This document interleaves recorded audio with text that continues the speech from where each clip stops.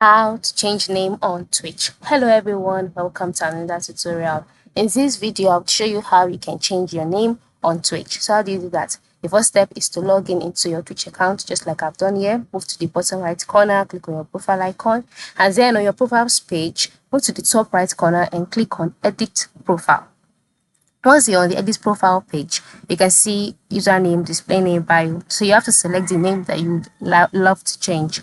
So just click on username, and then you can see the requirements that you must have used your username for about 56 days before you can change it. All right, so for me, I'm not eligible. Just for you, you just click on change username, and then you'll be taken to the page where you can change your username. So I'll be using display name as an example. So let's say this is the page we brought to this page where you can change your username. So all you need to do is to erase this, then enter in the new name that you would like to use, and then type it out, and then move to the top right corner and click on save.